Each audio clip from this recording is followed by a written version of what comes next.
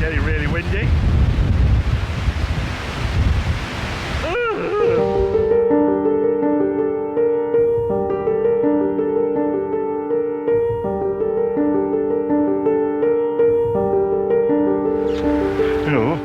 I'm back and I'm out in the woods with the woofers. Certain conditions are ideal for shooting in woodland, and this ain't one of them, and that's why I think I've come out today, just to have a chat and describe possibly conditions that are good and conditions that are bad. First one is windy, and wind means movement, and movement means manipulation of the shot, normally by raising your ISO, which isn't that much of a problem in the woods, to be honest. You can get away, depending on your camera, with ISO up to 1000 in the woodland, and just make things a little bit more noisy. There's two schools of thought when you're coming out and you're looking for compositions in these here woods. Number one is bring a phone out, or something that's easy to carry and just snap away, and look for things that work and things that don't. I do it a little bit differently. I use the DSLR and I'll just whack the ISO up. I'll still have it in manual mode, and I'll look at the histogram and shoot to get the shutter speed adequate handheld. But don't be scared, don't be scared. The tripod can really limit you from a creative point of view. I don't know where I'm going here. Oh my. So try to get away from people. It's not that I don't like people, but when you sat with this thing, you feel a bit of a turd. Sorry, that's a rude word. Bit of a foo. Steady, Billy. Yeah. Sorry, I forgot what I was saying. Yeah, it can stifle your creativity, and then you go home with 3 shots, and the 3 shots don't work. You think, oh my god, so you've not really learned anything. I've been shooting in woodland for about 3 years, on and off, more on than off, due to personal circumstances, and I would not have come on anywhere near as much as I have done if I'd have just been dead precise with the tripod. I wouldn't have learned. It's a learning curve. It's like anybody who shoots big vista landscape shots, you learn as you go along, and your shutter count might be a lot higher in the beginning of your journey, but it's exactly the same in the woods. So we can talk about conditions all day long, and I think everybody does when they come out with a camera like this. Yeah, conditions maketh the shot, they really do. Fog will massively enhance things, and I think the reason that it enhances things is everybody talks, don't they, about, oh, you don't want sky in your shots. Not necessarily true. Don't want your sky in the shots on conditions like today, where everything, even though it's a wee bit dull and a wee bit overcast, it doesn't work in conditions like today. But when it is foggy, you can get away with sky in your shots. As you see here while I'm walking, I'll put a few shots up and you can see what I'm talking about. So don't be afraid of sky. That goes against a lot of advice, and the advice I suppose is right in certain conditions, but not when you've got those ideal conditions. Other thing is when you're shooting, again, if you look at advice, they say that overcast conditions or even blue skies, woodlands is great to shoot in. Yeah, it is, but it's not. As with everything, it is, but it's not. If it's summer and you've got a lot of canopy, you might get away with it, or you will get away with it actually. But in winter like today, most of the leaves have fallen off the trees, and things can still come out a little bit flat or a little bit harsh.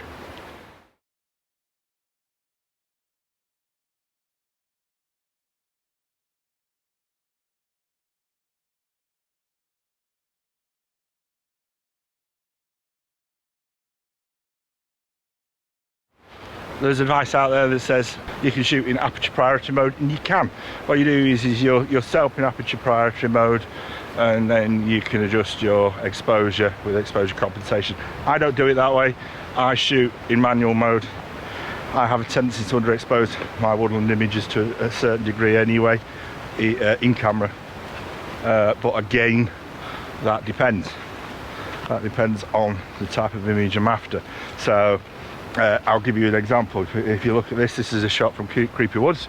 This was as far to the right as I possibly could get it, histogram wise, because I was after that ethereal, light, dreamy type of shot. But a lot of my images, like this one, are moody, dark images, and yes, I could make them as moody and dark in Lightroom, but I'll have a tendency to underexpose them a tad. Certainly when I'm saying underexpose, I'm far more interested in making sure that I don't blow out any of those highlights, because if I blow out the highlights, if we want to introduce any split toning or any colour grading in the image in post, you'll get white spots, and that's what you don't want. So the problem with walking around with a camera on busy days like today is, number one, the woofers are chasing after everyone, and number two, people are looking at me like I'm a loon. Funny thing that, but I was walking in there last week, said good morning to this lady. She completely blanked me. God, it must be strange. Now the thing is I was here a few weeks back and I was talking to this lady, very nice lady, and she said, oh, what are you doing? I said, I'm taking photographs. She says, have you seen the naked runner? And I said, no, I haven't. And apparently there's a runner, and all he has on is a pair of running shoes, and he runs around. It sounds pretty painful to me, but she said a friend of hers saw him, and he jumped into a holly bush, and the results weren't good. So again, two schools of thought when shooting in these here woods. Number one is precise. Getting a ball head, or a tripod head I should say, not necessarily a ball head, that is dead precise, and making sure that everything looks really good before you take the image. I am not one of those people. It would bore me to tears. There's nothing wrong with doing it. I'm not criticising it at all, but it's not something I do. If you're worried about the edges of your picture, just make sure that when you take the image that you leave a bit of space around the image so you can crop it in post. But really, there's nothing, unless there's a big tree branch or something sticking in the the foreground, there's nothing that you can't sort out in post. I'm not talking about taking stuff out.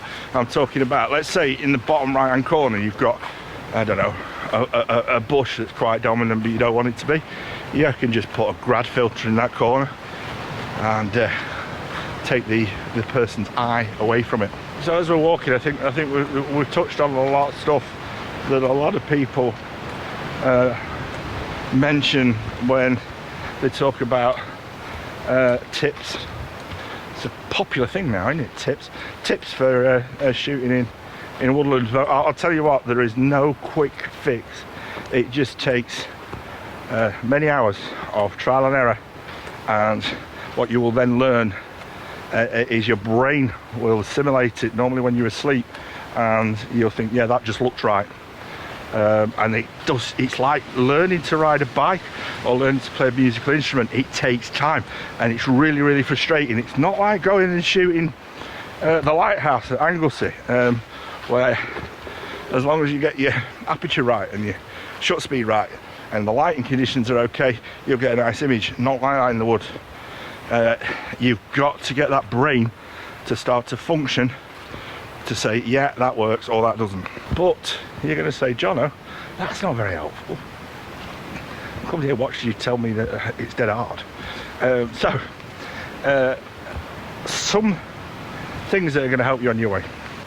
If when you're taking the image things are too busy, so there's a lot of foreground, there's a lot of midground trees, and a lot of background trees and a lot of bushes, I'll tell you the image don't work, because what you're trying to do is you're trying to create separation, and it's difficult to explain. So by showing you a couple of busy images, then you'll understand what I'm talking about.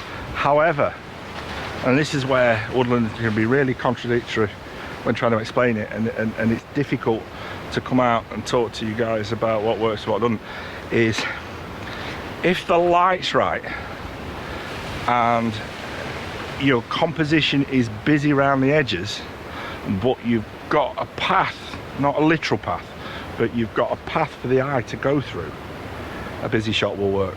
Like this one. This shot worked because whilst there's a lot in the image and there's a lot of chaos, your brain can make an order out of that chaos, and I hate that term, but you can, or the eye can be led through the shot. And when we talk about the eye being led through the shot, that's most probably the most important thing. If I can convey anything today, that's the most important thing I can convey to you, is that's what it's all about. Whether or not you're using textures to get the eye through the image, or whether or not you're using light, but preferably a combination of the two.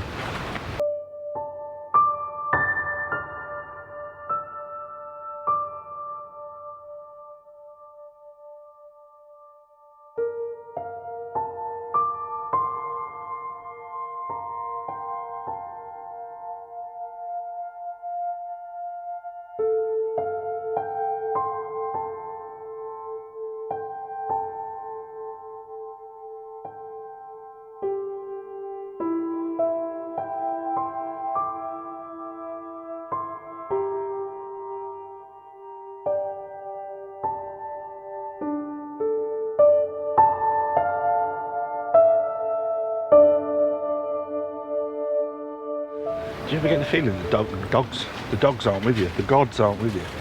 I'm in Woodland here, right? And now there are people around, but the composition, drop the lead. Well, the composition I want to talk through. There's a guy sat there, right on the wall, and the wall's 200 yards long. Right at the place where I was going to take the shot and show you, and he's smoking a spliff and he didn't offer me any. I've got to say, I do feel like a bit of a stalker. I'm spying him. I wonder if he's gone. Well, he's still there, smoking his spliff. So that's what I think. Yeah, so as I say, the camera's away because there's nothing here.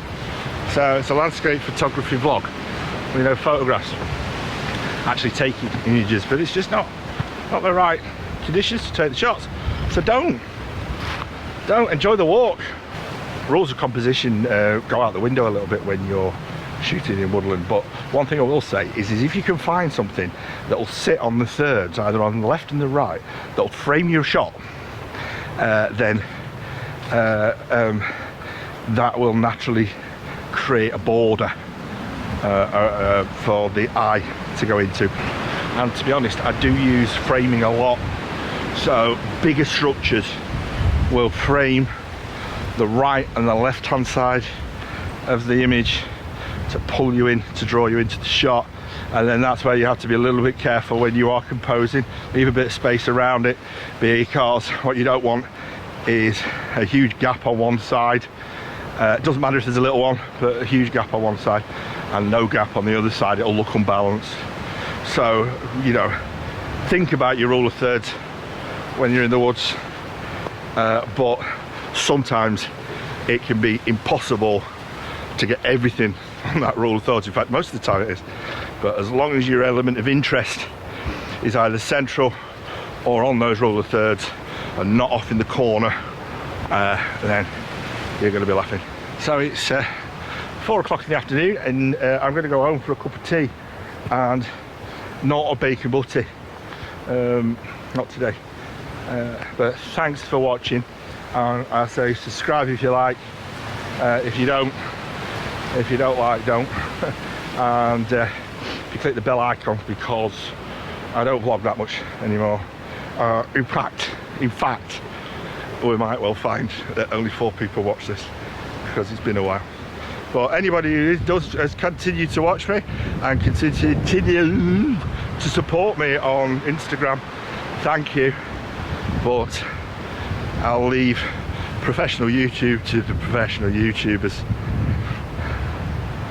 I'll just come out and ramble and talk absolute nonsense. Peace.